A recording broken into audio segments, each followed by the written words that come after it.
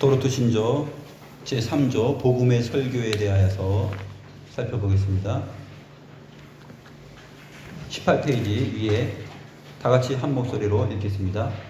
사람이 믿음에 이르도록 하려고 하나님께서는 자비롭게도 이 큰 기쁜 소식의 전파자를 그분이 원하시는 사람에게 원하시는 때에 보내십니다.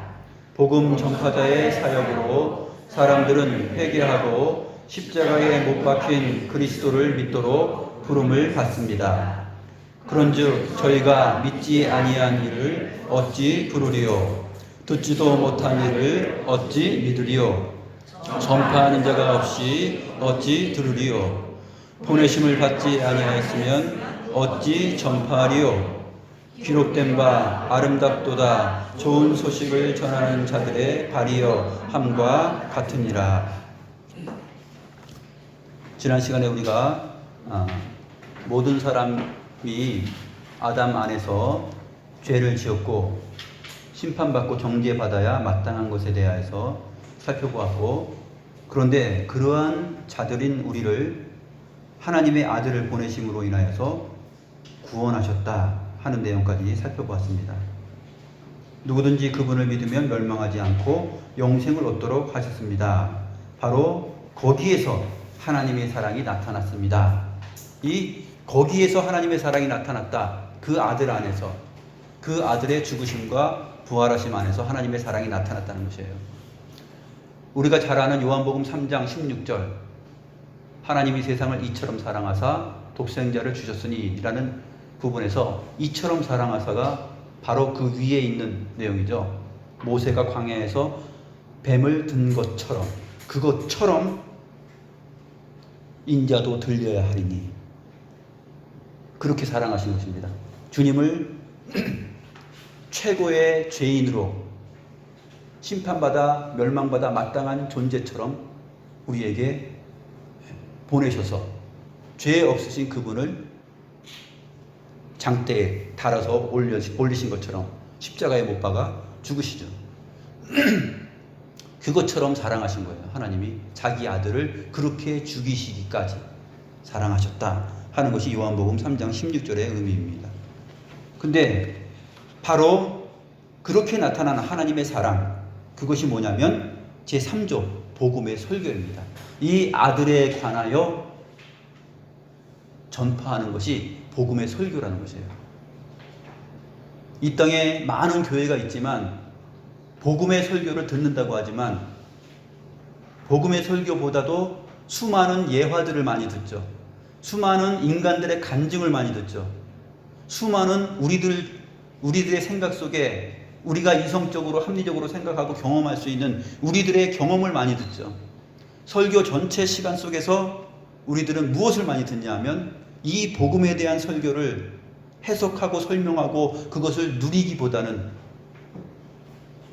그것은 짤막한 어떤 형식에 불과하고 나머지 내용들은 그저 우리들이 공감할 수 있는 세상, 이 복음의 설교가 아닌 이 세상의 설교, 우리가 생각할 수 있는 것, 그것들을 수많이 접하다가 우리는 설교 말씀 잘 들었다 하고 귀가합니다. 그것이 이 땅의 많은 교회들의 형편이에요.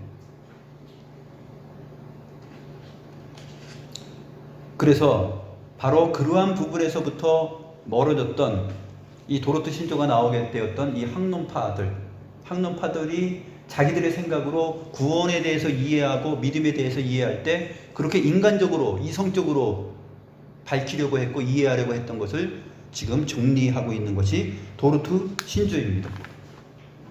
제3조 복음의 설교에서 어떻게 말을 하고 있습니까? 그분이 원하시는 사람에게 원하시는 때에 보내신 것. 그래서 이것이 큰 기쁜 소식이다. 그렇게 말합니다. 이 복음의 설교가 기쁜 소식인데 하나님께서 얼만큼 자비하신가, 얼만큼 은혜로우신가, 그것을 전파하는 것입니다. 그런데 이 복음은 그분이 원하시는 사람에게 원하시는 때에 보내졌다라는 것이에요. 이 부분을 잘 설명해 주는 내용이 무엇이죠? 예수님께서 엘리야 시대와 엘리사 시대를 언급합니다. 이스라엘 땅에 많은 과부들이 있었지만 그 과부들에게 이 복음을 가진 전파자를 보내지 않았다. 이 설교자를 그들에게 보내지 않았다. 그들에게 보냈지만 그들이 다 거부하였다는 것이죠. 그 내용을 예수님이 왜 말씀하시냐면 나사렛 예수를 거부하니까 선지자들이 자기 고향에서 사랑받아 본 적이 없다라는 것이죠. 그 말씀을 하시면서 엘리야 시대 때 사르밧 과부를 언급합니다. 이스라엘에 많은 과부들이 있었지만 그들에게 보냄을 받지 않고 시돈 땅 사르밧, 이세벨의 고향이요 그 본고지인 그 시돈 땅 사르밧에 있는 과부에게 이 복음이 전파되었다는 것이에요. 무엇이요? 하나님의 자비와 은혜와 긍휼이. 먹을 것이 다 떨어져 갈 때, 이스라엘도 지금 비가 안 와서 다 떨어져 갔죠. 기근이 심합니다. 이스라엘 주변까지 그 시돈 땅까지도 다 메마릅니다. 근데 그 사르밧 과부가 이제 한 줌 남은 그 가루를 음식을 만들어서 먹고 이제 그거 먹으면 이제 죽는 것이에요. 그래서 아들과 함께 그거 만들어 먹고 죽으려고 하는데 그때 짠! 하나님의 사람이 나타납니다. 근데 그것을 갖다가 나에게 달라 그렇게 얘기해요. 이거 미친 사람 아니냐 그러는데 거기에 하나님의 사랑이 나타나는 것이죠. 은혜가. 어떤 은혜입니까? 그분이 원하시는 사람에게 원하시는 때에 보내셨다는 거예요.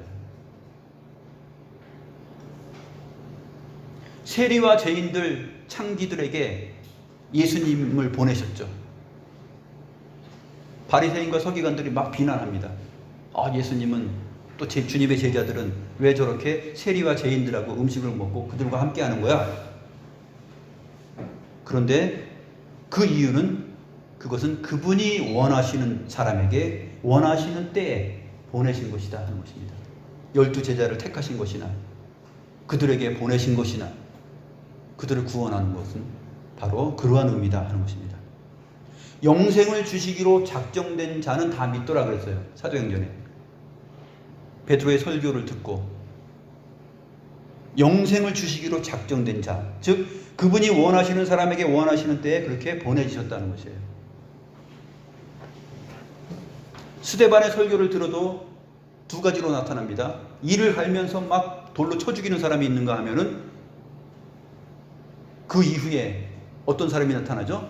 바로 그 자리에 있었던 사도 바울, 그 옷을 맡았던 그 죽음을 정말 기쁘게 보고 있었던 사도 바울,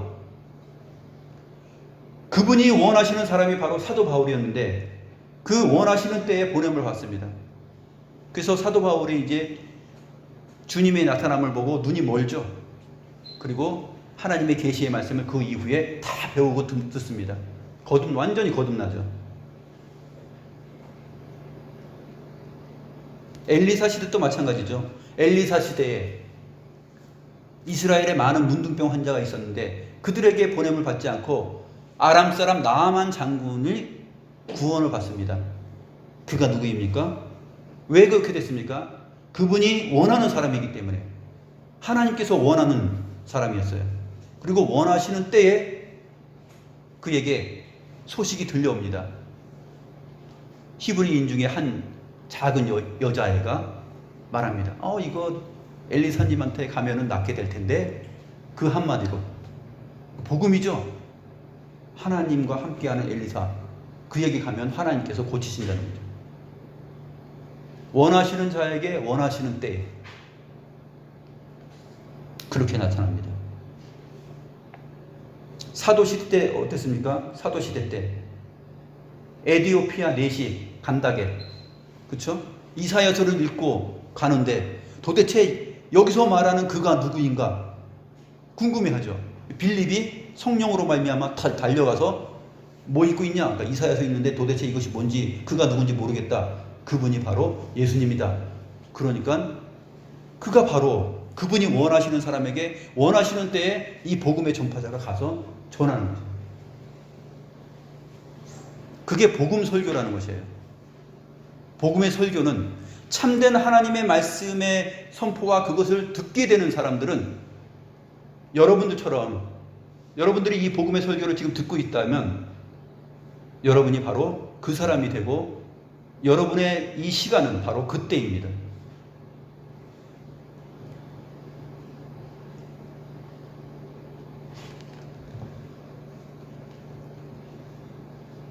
이사야서 9장 1절 2절을 보게 되면 흑암에 앉은 백성들이 다 큰 빛을 보고 그에게 나아온다 그랬어요. 이거 복음서에서 마태복음 산상수훈이 시작되기 전에 이것을 설명합니다. 갈릴리 사람들, 흑암에 앉아있는 자들, 그 사람들에게 큰 빛, 복음이 전파되는데 바로 그분이 원하시는 사람에게 원하시는 때에 이 하나님의 복음이 전파돼서 이 복음 설교로 인하여서 하나님의 아들을 알게 되고 믿게 되고 하나님의 백성이 됩니다. 그래서 믿음은 사람에게서 나는 것이 아니라 사람에게 기인한 것이 아니라 이 믿음은 하나님의 선물이라는 것이에요. 선물. 너희가 그의 은혜로 인하여 믿음으로 말미암아 구원을 얻었나니 이는 너희로 사람으로 하여금 자랑할 수 없게 하기 위함이다. 누구도 자랑하지 못하게 하기 위해서 그 구원은 바로 그분이 원하시는 사람에게 그분이 원하시는 때에 보내어집니다. 이것이 구원이에요. 또 이것이 우리 안에 생기게 되는 믿음입니다. 그러니까 학론파들의 입장하고 완전히 반대가 되는 것이죠. 학론파들의 입장은 교묘하게 그것을 빠져나가서 하나님의 은혜의 자리에 자기들의 이성이라는 것을 자기들의 이성이라는 숟가락을 같이 딱 얹어놓는 거예요. 하나님의 전적인 은혜에 자기들의 숟가락을 한번 얹어와서 그래도 우리가 믿었으니까 그래도 사람이 믿으니까 손바닥이 이렇게 왼손 오른손이 이렇게 만나야지 소리가 나잖아요. 우리도 보니까 이성적으로 생각해 보니까 내가 오늘 예배당에 왔고 내가 오늘 옷 입고 준비하면서 예배하러 가야지 하면서 생각했어요. 내가 생각했어요. 그럼 내 생각이 없다는 말이에요?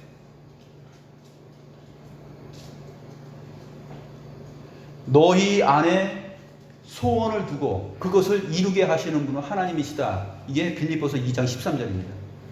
너희가 두렵고 떨림으로 구원을 이루라. 너희 안에 행하시는 분은 하나님이시니 너희 안에 소원을 두고 행하게 하신다. 우리에게 어떤 소원이 생기고 선한 소원이 생기고 믿음과 관련된 어떤 소원이 생기는 이유는 우리 안에 소원을 두고 그것을 행하게끔 하시는 분이 하나님이시라는 거예요. 우리는 이성적으로 생각할 때 그 하나님이 보이지 않고 잡히지 않고 만져지지 않으니까 내가 생각한 것처럼 생각하죠. 내가 믿은 것처럼. 우리가 이성이 없는 것이 아니라 이성이 있죠. 근데 그 이성이 우리가 우리의 믿음을 발휘하는 것이 아니라 믿음이라는 것은 선물입니다. 선물로서 주어진 것이기 때문에 아무도 자랑하지 못하게 하심이라 라고 에베소서 2장 9절에서 말하고 있어요.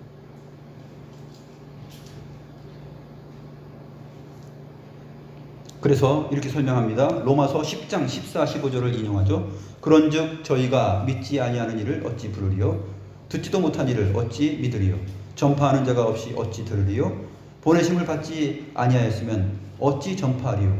기록된 바 아름답도다 좋은 소식을 전하는 자들의 발이여 함과 같으니라. 이러한 내용이 없으면, 이 은혜가 없으면 어떻게 우리가 믿을 수 있느냐 하는 거예요. 이것이 합론파들의 입장과 정반대되는 진리의 말씀, 성경의 증거입니다. 기도하시겠습니다.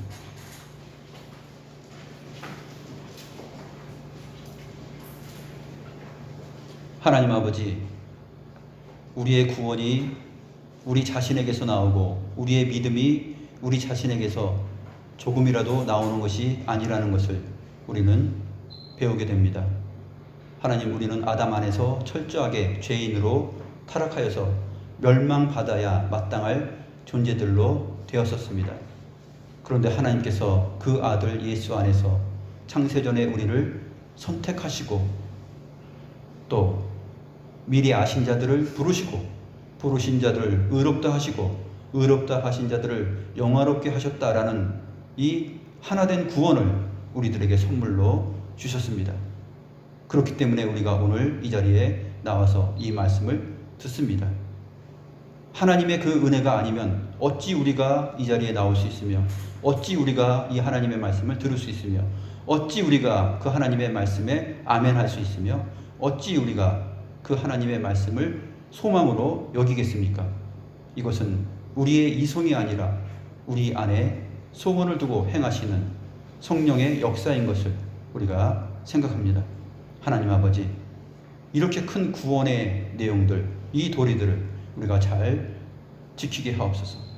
하나님께서는 영생을 주시기로 작정된 자들에게 바로 그분이 원하는 사람에게, 그분이 원하는 때에 보내어진다는 사실을 저희들이 성경을 통해서 확실하게 믿습니다.